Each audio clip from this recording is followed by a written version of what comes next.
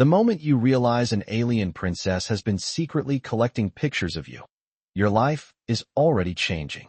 Ethan Carter felt the cool, recycled air of the royal corridor brush across his face as he followed the faint humming sound of a malfunctioning atmospheric regulator somewhere deeper inside the palace wing.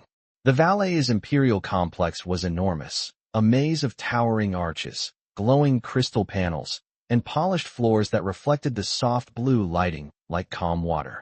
Even after 2 weeks working here as a contract engineer, Ethan still felt like a tourist wandering through a museum built for giants. At 5'11", he was average by human standards, but inside a palace designed for 8-foot-tall aliens, he felt small. His boots clicked quietly across the floor as he checked the diagnostic tablet in his hand. According to the map, the faulty regulator was just down this hallway. Except the hallway split into 3 identical corridors, each lined with tall silver doors that looked like they belonged in a science fiction cathedral. Ethan frowned. Great, he muttered under his breath, rubbing the back of his neck. 30 million light years from home, and I still can't read a hallway map. He picked the middle corridor, mostly by instinct, and walked past several closed doors engraved with elegant alien script his translator struggled to decode. Most of the royal family had already left for the evening council, which meant the palace wing was quiet, almost peaceful. Somewhere far above him, the ventilation system whispered softly through the massive structure. Finally, he reached a door slightly ajar, pale golden light spilling across the floor. Ethan assumed it was a maintenance room. He pushed the door open gently and stepped inside, and immediately froze. The first thing he noticed was the wall, every inch of it covered in photographs. His photographs. Ethan blinked, convinced for a second that exhaustion was messing with his brain. But when he stepped closer, his chest tightened. There was no mistake. One photo showed him kneeling beside a broken water filtration pump on a desert colony 3 months ago. Another showed him handing a wrapped protein bar to a small alien child outside a refugee station. Another captured him sitting on the edge of a metal railing at sunset, staring out over a shipping dock on Europa Station. Moments from his life. Private moments. Moments he didn't remember anyone photographing. His pulse started to climb. There were dozens of them. Maybe hundreds. Different angles. Different worlds. Different days. Some clearly taken from far away, like someone had been observing him quietly for years. Ethan slowly turned in a circle, realizing the entire room was filled with them. Photos pinned carefully to glowing glass panels. Digital displays rotating through archived images. Notes written in elegant alien characters beside some of them. And at the center of the room stood a long crystalline table covered with research data. Charts labeled human behavioral patterns. Files tagged with one name. Ethan Carter. His throat went dry. What the hell? He whispered. Then he heard a voice behind him, calm, melodic, and very close. You were never supposed to see those. Ethan's heart nearly jumped into his throat as he slowly turned toward the doorway. Filling the entrance stood the owner of the room, Princess Lyra Valais, the heir to one of the most powerful empires in the known galaxy. Nearly 8 feet tall, her turquoise skin glowed softly under the room's light, and her golden eyes were fixed on him with a look that wasn't anger. It was something far more unsettling. Recognition. Like she had been waiting for this moment for a very long time. For a long second, Ethan Carter forgot how to breathe. Princess Lyra Valais stood in the doorway like a living statue carved from turquoise light, the tall frame of her alien physiology filling the entrance to the room, while the soft illumination behind her traced the elegant lines of her silhouette. Her golden eyes did not look surprised. That was the detail that unsettled him the most. She looked calm, almost prepared. Ethan slowly lifted both hands away from the data tablet he had been holding, as if that small gesture might somehow make the situation less awkward. This is not what it looks like, he said carefully, though the words sounded ridiculous even to him. He glanced back at the walls again. Hundreds of images of himself stared back. Different planets, different jobs, different moments. There was even one from a rainy street outside a repair station on Mars Colony, taken from across the road while he was fixing a delivery drone for an elderly shop owner. Ethan pointed weakly toward the wall. Actually, I have no idea what this looks like. Lyra stepped into the room with quiet grace, the smooth floor barely making a sound beneath her long steps. Even moving slowly, she seemed impossibly tall compared to him. Up close her skin shimmered faintly, like sunlight passing through shallow ocean water. "You entered a private royal chamber," she said in a calm voice that carried a faint musical tone through the translator implant in his ear. "That area of the palace is restricted." Ethan nodded quickly. "I figured that part out." He gestured toward the hallway behind her. "I was tracking a broken atmospheric regulator. I must have taken the wrong corridor." The princess studied him silently for several seconds. Not the quick, dismissive look he was used to from alien officials when dealing with human contractors. This was different. She was observing him with the same quiet attention someone might use when examining a rare artifact. Ethan shifted his weight under that gaze. "So I am guessing this is your room." Lyra gave a small nod. "Yes." Ethan glanced around again, still trying to process the impossible display surrounding them. "And all of this is—" He waved a hand toward the photos, the research files, the notes written in alien script. "Not normal interior decoration." Lyra followed his gesture toward the wall, where a picture showed Ethan crouching beside a broken water pipe on a distant mining colony. The memory came back instantly. The colonists had been short on supplies.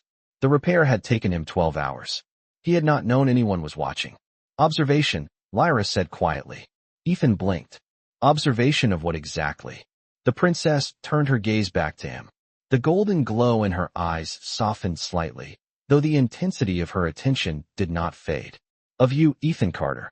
Hearing his full name spoken in her voice made the situation even stranger. Ethan rubbed his forehead slowly. "Princess, with all respect, I am just a repair engineer. I fix broken systems. I unclog filters. I recalibrate pressure valves. I am not exactly someone worth a royal investigation." Lyra stepped closer to the crystalline table and lightly touched one of the holographic panels. Several images shifted across the surface, showing different moments from Ethan's life on distant stations and colonies. "You gave your meal ration to a child you did not know on Proxima Outpost." Another image appeared. "You repaired a water station on Tari's colony without accepting payment." Another image replaced it. "You stayed 14 hours in freezing conditions to restart a life support relay that was not even assigned to your contract." Ethan felt heat rise in his face. "Those are just normal things." Lyra looked directly at him again. "No," she said softly. "They are not." The quiet certainty in Princess Lyra Valithus's voice lingered in the air like a weight Ethan Carter could almost feel pressing against his chest. He stared at her for a moment, unsure whether to laugh or apologize for something he did not understand. The glowing panels above the crystalline table shifted slowly, displaying another photograph of him standing on a wind-battered platform on Europa Station. Ethan remembered that day clearly. The temperature had been 10 degrees below zero, and the ocean winds had cut through his jacket like knives, but the power grid failure had threatened to shut down heating systems for half the station. He had stayed until everything worked again. He had not known anyone had been watching. Ethan let out a slow breath and rubbed the back of his neck. "Princess, people do things like that all the time. It is not exactly heroic." Lyra studied him with the same focused attention that had made him uneasy since she stepped into the room. Her golden eyes moved briefly to the image hovering above the table, then back to him. "Your assumption is incorrect," she said calmly. "Across the territories of the Valais Empire, most intelligent species operate according to measurable benefit. Energy invested must return measurable gain. Your behavior does not follow that pattern." Ethan frowned slightly. "Helping people usually works out in the long run." Lyra tilted her head, the faint movement causing the light to shimmer across her turquoise skin. "That is the explanation humans often provide. However, my research indicates that you personally received no material reward from 93% of the events recorded here." Another set of images rotated into view above the table. Ethan recognized several immediately. One showed him carrying a crate of emergency rations through a crowded docking bay after a cargo delay had left several families stranded overnight. Another showed him kneeling beside a damaged atmospheric sensor in a rural farming dome on Tari's colony. The photos were not dramatic moments. They were small choices he barely remembered making. Lyra reached out and expanded one of the images with a gentle motion of her hand. It showed Ethan crouched beside a small alien boy outside a supply station, explaining how to reconnect a broken handheld device. Ethan smiled faintly when he saw it. That kid was trying to fix his translator. His family had just arrived from another system. Nobody else had time to help. Lyra looked back at him. Yet you did. Ethan shrugged. It took 10 minutes. Lyra's gaze held steady. You missed a scheduled transport because of that choice. Ethan blinked in surprise. You track my schedule too? Yes, Lyra replied simply. Ethan looked around the room again, noticing details he had missed earlier. Small notes beside some photographs. Timestamps. Behavioral observations. It looked less like decoration and more like a long-term research project. How long have you been doing this? He asked quietly. Lyra did not answer immediately. Instead, she walked toward the far wall where the earliest images were displayed. Ethan followed her gaze and saw a picture that made his stomach tighten slightly. It showed him 4 years ago on a crowded Earth spaceport, sitting on a bench with a tool bag beside him while he shared a sandwich with a tired-looking maintenance worker. Ethan had just finished his first long contract in orbit and had been waiting for a delayed shuttle home. He remembered that day clearly. Lyra spoke softly while looking at the photograph. For Earth years. The words lingered in Ethan Carter's mind longer than he expected. For Earth years. For a moment, he simply stood there staring at the photograph on the wall, the one showing a younger version of himself sitting on a crowded bench in the Earth orbital transit station, unaware that anyone important had ever noticed him. The memory returned slowly. The station had smelled like recycled air and burned coffee.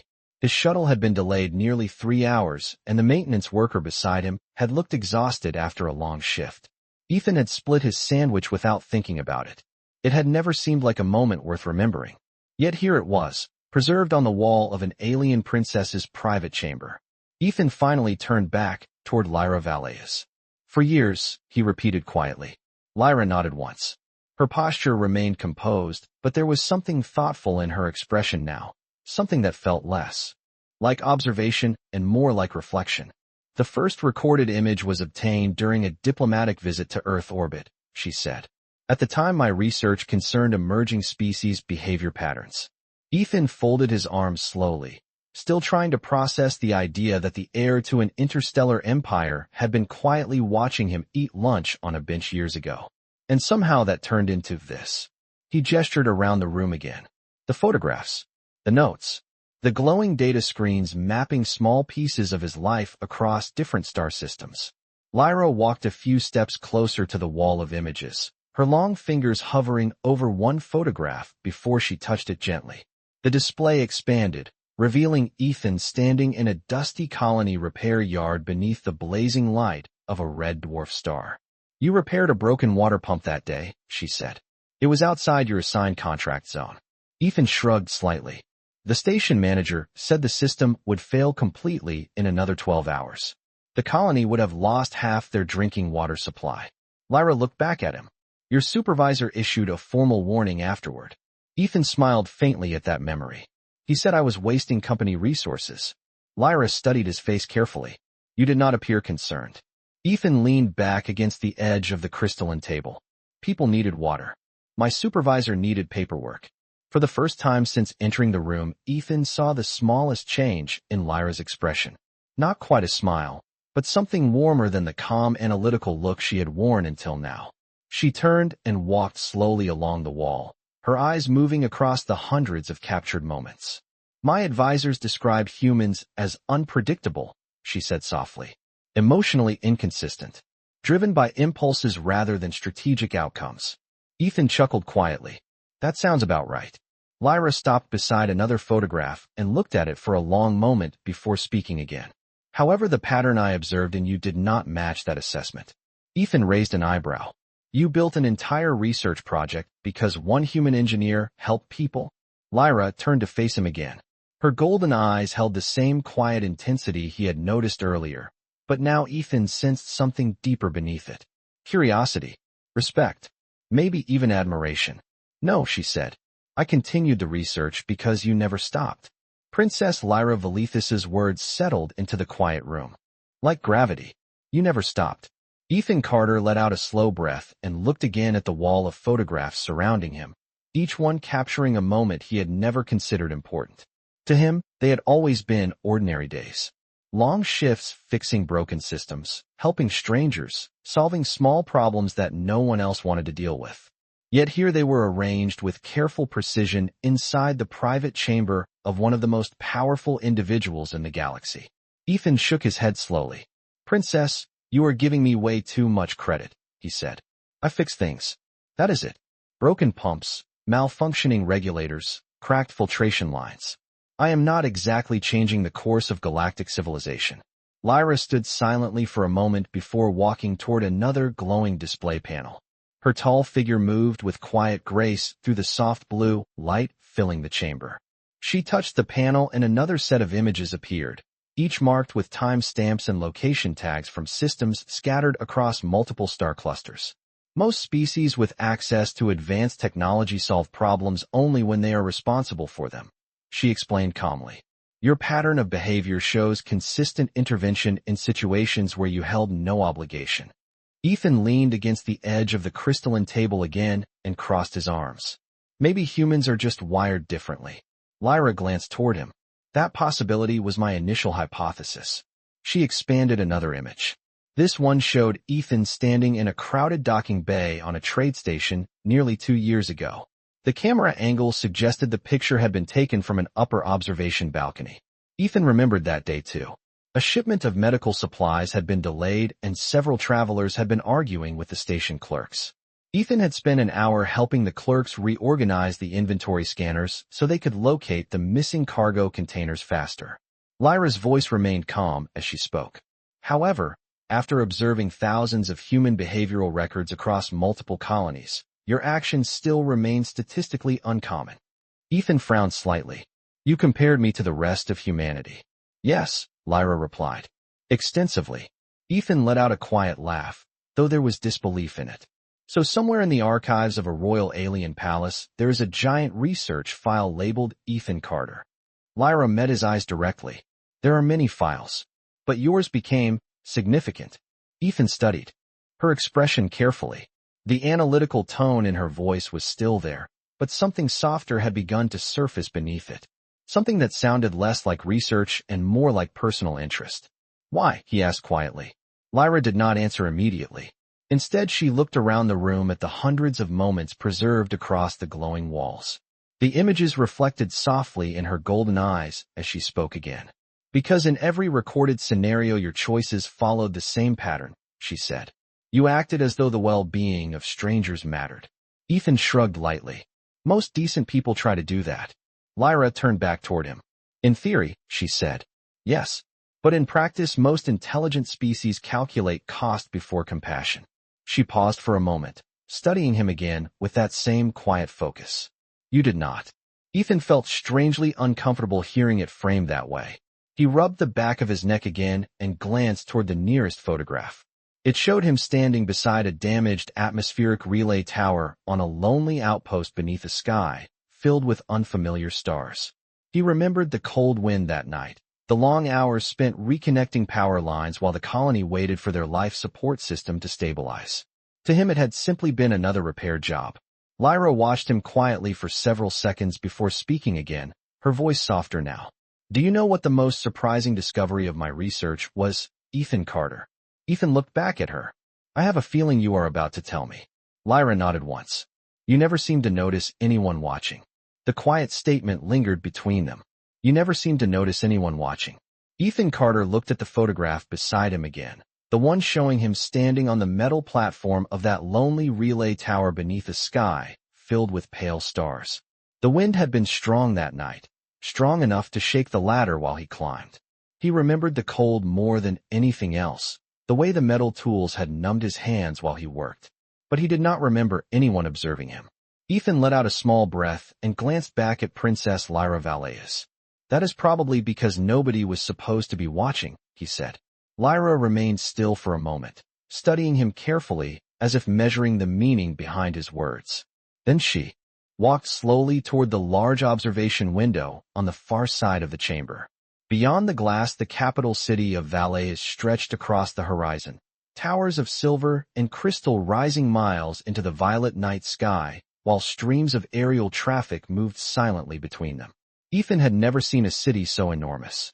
Even after weeks of working in the palace, he still felt like an outsider standing inside a living monument to alien civilization. Lyra spoke without turning around. Observation is common among advanced societies, she said.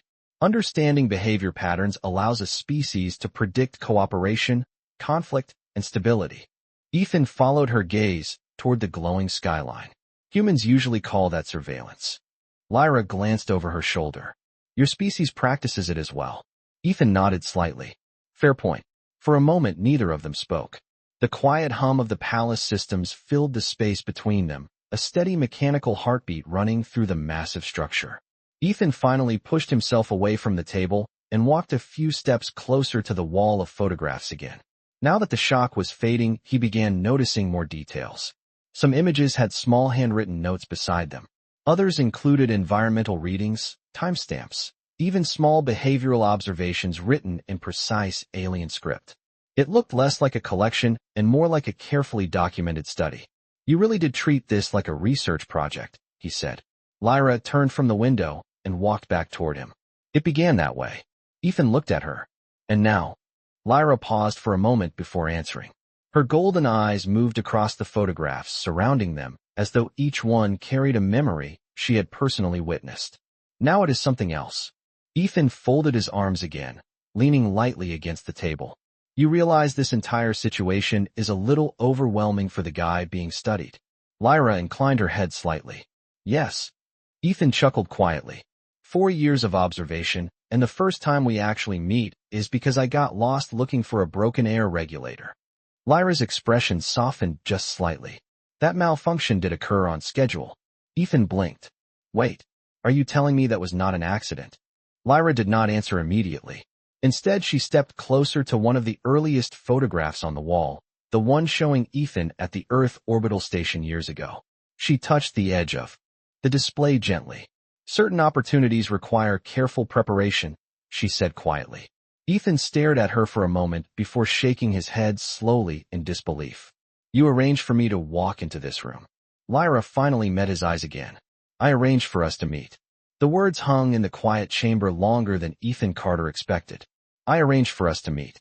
For several seconds, he simply stared at Princess Lyra Valeas, trying to decide whether he had just misunderstood what she said or whether the heir to an interstellar empire had calmly admitted to orchestrating the strangest encounter of his life. Ethan let out a slow breath and ran a hand through his hair. You planned this, he said carefully. Lyra did not look defensive. She did not even look uncertain. She simply nodded once. Yes. Ethan turned slowly in place, looking again at the walls filled with photographs, the research notes, the glowing data panels that had quietly recorded 4 years of his life across half the galaxy. Suddenly the room felt less like a private chamber and more like the center of a very patient investigation. So the broken air regulator, the hallway, the door being open, Ethan said, piecing it together out loud. None of that was random. Lyra stepped closer to the crystalline table again, her posture still calm, but her voice softer now. The malfunction was minor. It required an engineer to investigate the system manually. Your name was selected through the palace maintenance schedule. Ethan raised an eyebrow. Selected? Lyra inclined her head slightly. Yes. Ethan shook his head slowly, half amazed and half amused by the scale of effort behind something that felt so simple. Most people just introduced themselves. Lyra studied him with quiet curiosity. Most introductions would not have produced honest behavior. Ethan frowned slightly. Honest behavior. Lyra gestured gently toward the photographs on the walls. Your actions when you believe no one important is observing you are the most accurate measure of your character. Ethan considered that for a moment. The statement sounded less like a royal explanation and more like something a scientist might say after years of study. And walking into a room full of my own photos counts as honest behavior. Lyra's golden eyes reflected a faint hint of amusement. Your reaction was statistically consistent with earlier predictions. Ethan laughed quietly despite himself. I am glad I could satisfy the research expectations of a galactic princess. For the first time since he had entered the room, Lyra allowed a faint smile to touch the corners of her expression. It was small and brief, but Ethan noticed it immediately. The moment changed something in the atmosphere of the room. The distance between royal observer and research subject suddenly felt a little smaller. Ethan leaned back against the edge of the table again, still absorbing everything he had learned in the last few minutes. So after 4 years of watching me fix broken pipes and share sandwiches with strangers, he said, you finally decided it was time to meet the human engineer personally. Lyra did not answer right away. Instead, she looked around the chamber again, her gaze moving across the hundreds of captured moments that had quietly documented Ethan's life. When she spoke again, her voice carried a different tone than before, something more thoughtful than analytical. No, she said gently. Ethan looked at her. Lyra met his eyes steadily. I decided it was time to confirm something. Ethan crossed his arms again. And what exactly needed confirmation after 4 years of observation? Lyra held his gaze for several seconds before answering. Whether the person I studied in those images was truly real when standing in the same room. For several seconds, Ethan Carter did not respond. He simply stood there inside the glowing chamber, surrounded by years of moments he had never realized anyone cared about, while the heir to one of the most powerful civilizations in the galaxy calmly waited for his reaction.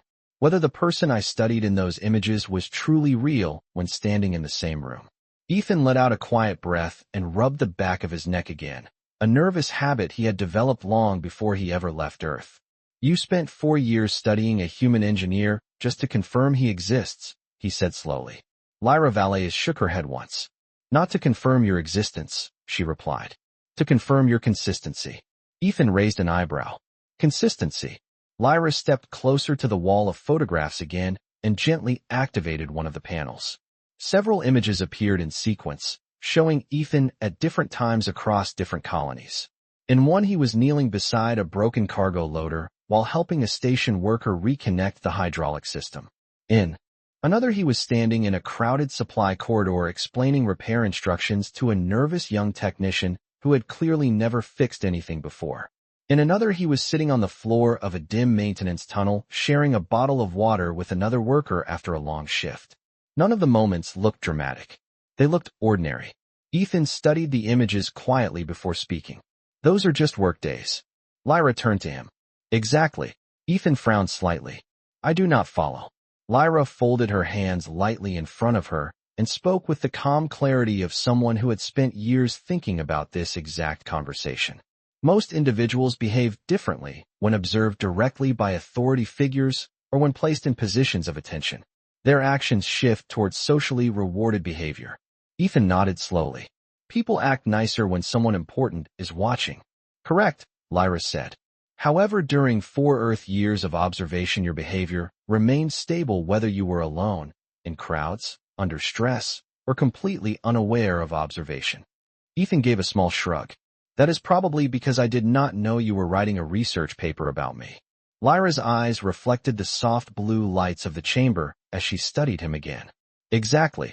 Ethan leaned against the table again and crossed his arms, trying to process the strange mixture of scientific study and personal curiosity that had apparently guided the last 4 years of this alien princess's life.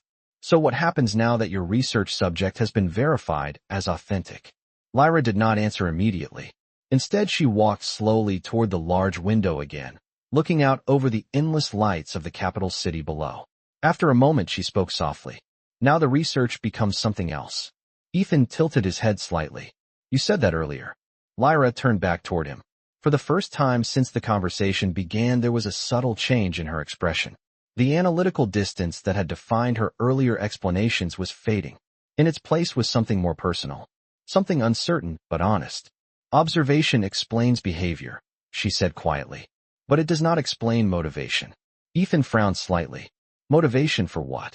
Lyra stepped away from the window and stopped a few feet in front of him. Her golden eyes held his with a quiet intensity that made the entire room feel suddenly smaller.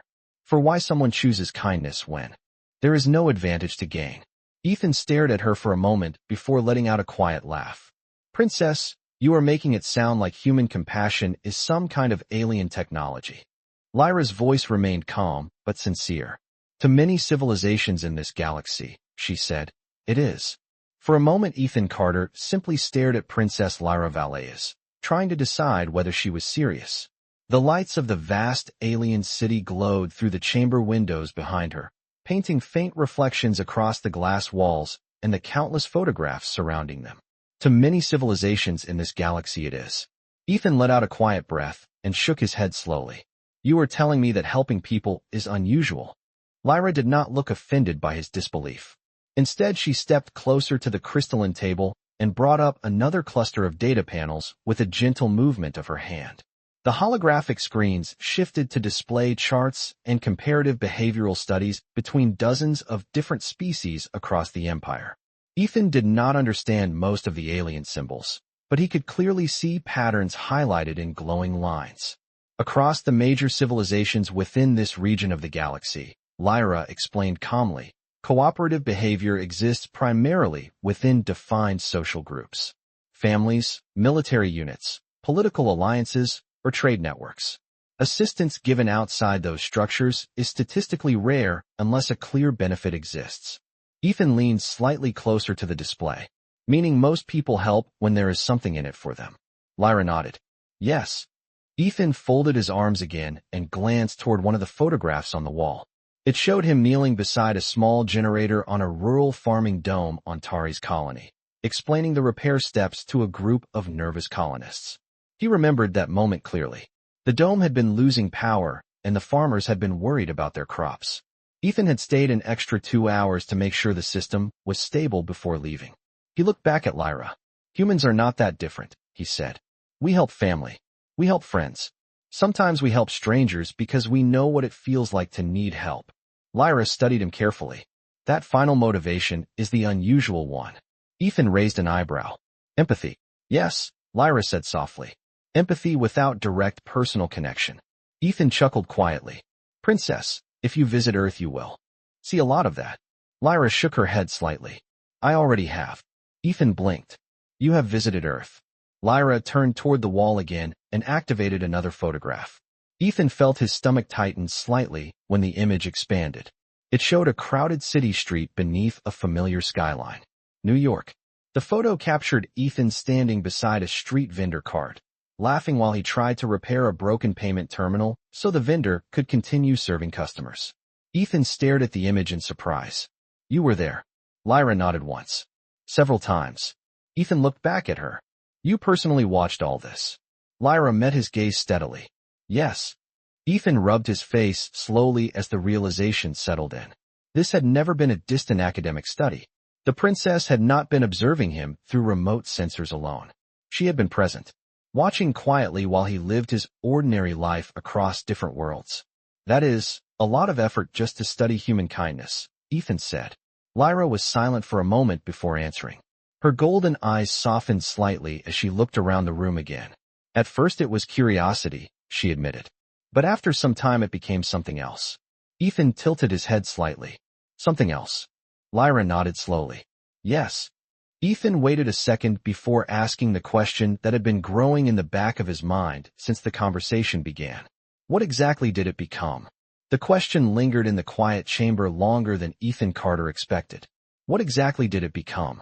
Princess Lyra Valles did not answer immediately.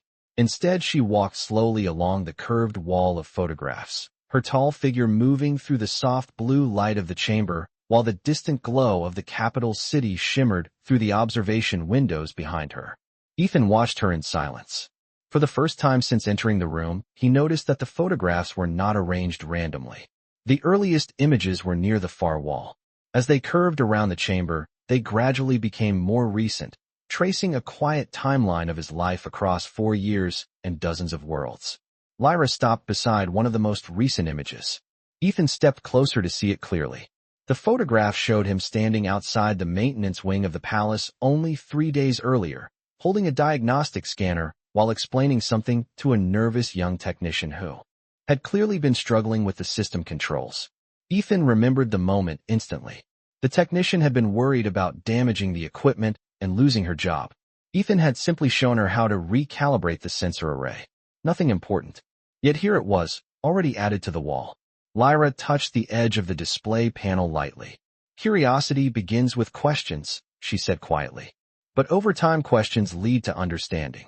Ethan leaned against the nearby console and crossed his arms. An understanding leads to what? Lyra turned toward him slowly. The analytical tone she had used earlier during the explanation of her research was almost completely gone now. What remained was something more thoughtful, more personal. Perspective, she said. Ethan tilted his head slightly. Perspective. Lyra nodded. For most of my life, I was taught that emerging civilizations develop along predictable paths. Competition for resources.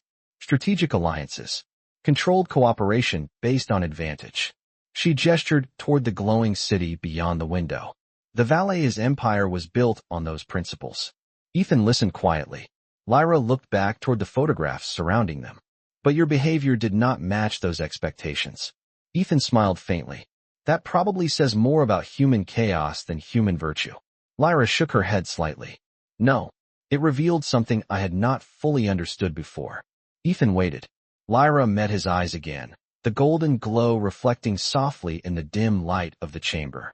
Compassion that is chosen rather than required can change the stability of entire systems.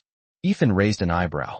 That sounds like a very large conclusion to draw from one engineer fixing broken machines. Lyra gave the faintest hint of a smile. You see broken machines. I saw a repeating pattern of decisions. She stepped closer to the center of the room and activated a larger projection above the table. The holographic display expanded into a network of recorded moments from Ethan's life, each connected by faint glowing lines representing the people he had helped along the way. Station workers, colonists, travelers, technicians, families, dozens of lives intersecting briefly with his own. Ethan stared at the projection in quiet surprise. He had never thought about those small interactions as part of any larger pattern. Lyra watched him carefully. Each of those moments influenced someone else's actions later, she explained softly. Kindness spreads through systems the same way information does. Ethan looked at the glowing network, slowly expanding across the holographic display. You mapped that.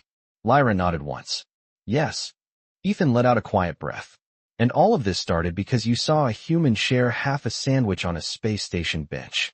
Lyra's voice was calm but sincere when she answered. No, she said. It started because that moment made me wonder if humanity might be more important to the future of the galaxy than anyone realized.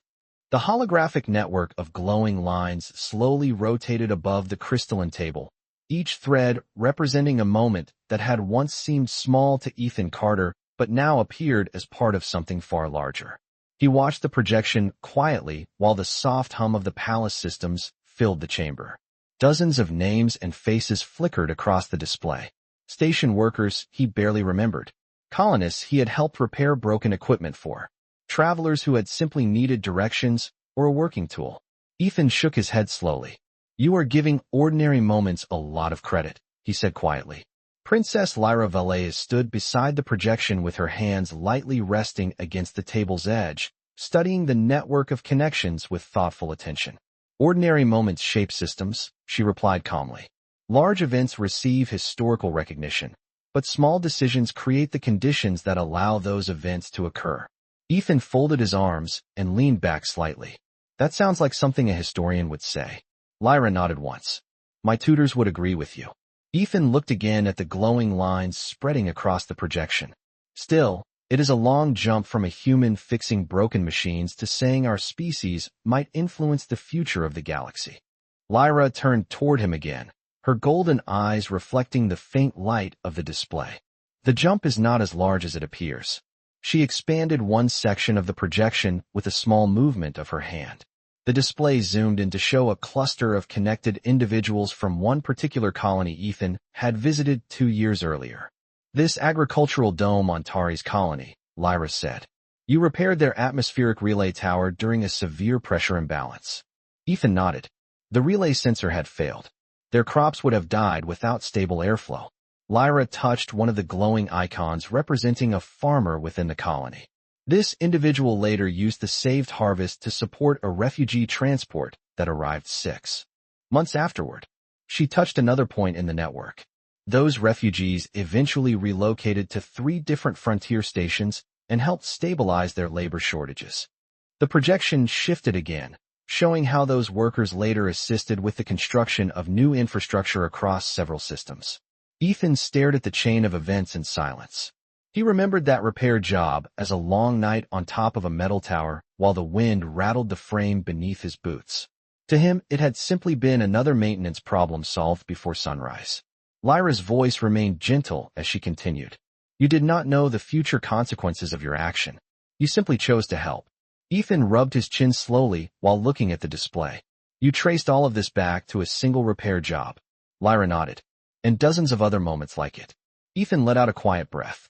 That still feels like you are connecting a lot of dots. Lyra smiled faintly, the expression subtle but genuine. Perhaps, she admitted. But patterns only appear when someone is willing to look closely enough. Ethan studied her for a moment. The analytical princess who had spoken earlier like a researcher now seemed more reflective, almost thoughtful about what those patterns might mean beyond the data. So after 4 years of observation, you concluded that humanity might matter more than expected. Lyra's gaze shifted briefly toward the endless lights of the capital city outside the window before returning to him. Yes, she said softly. Ethan tilted his head slightly. And what happens if you are right? Lyra looked at him with quiet certainty. Then the rest of the galaxy will eventually discover something my research already suggests. Ethan raised an eyebrow. Which is? Lyra answered without hesitation. That the smallest act of kindness can alter the trajectory of entire civilizations.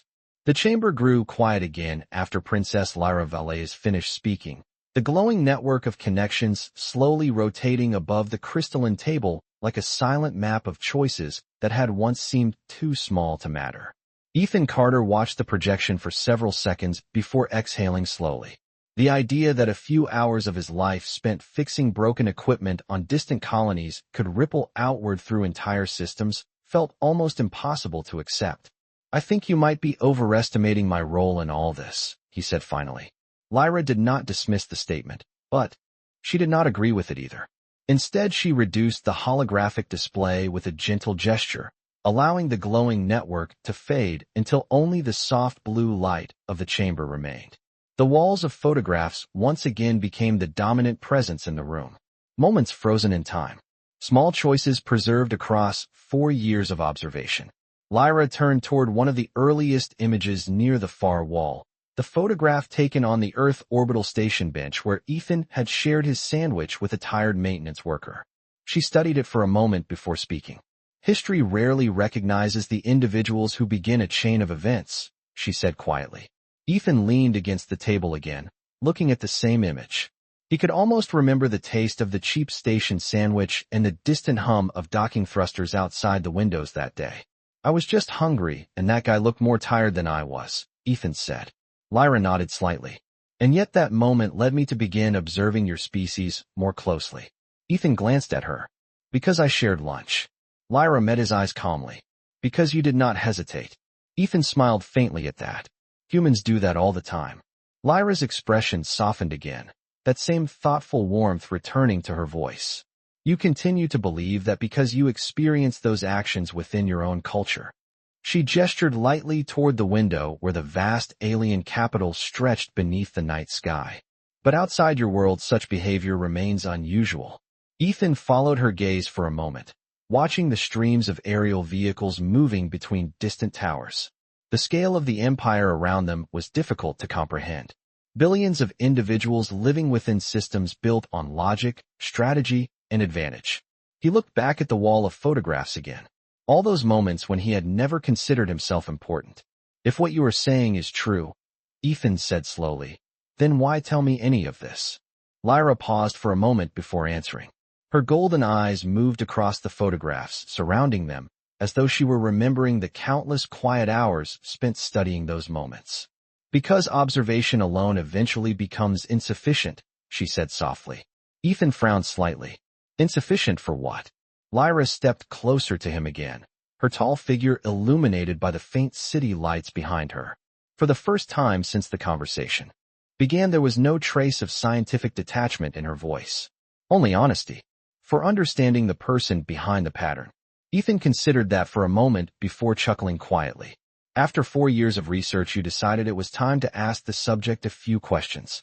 Lyra allowed the faintest smile to appear again. Yes.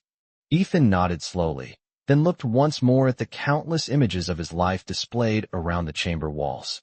So what do you want to know? Lyra studied him carefully before answering.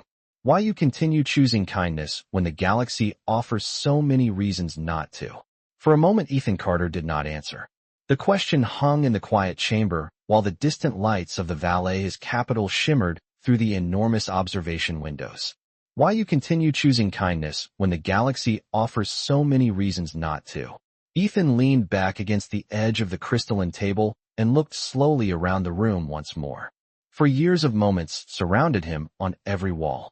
Repair jobs, conversations, small acts that had never seemed important at the time. He studied one photograph showing himself kneeling beside a malfunctioning cargo drone while explaining the controls to a confused worker.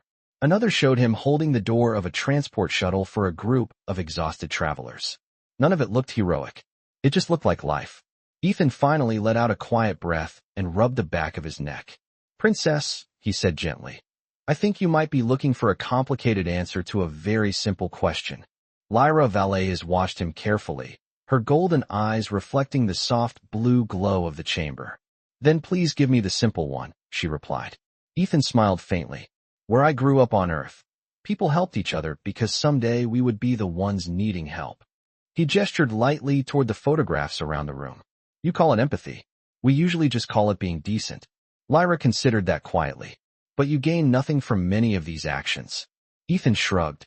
"Not immediately." Lyra tilted her head slightly. "Then why continue?" Ethan looked toward the window where the endless alien city stretched across the horizon, towers glowing beneath unfamiliar stars.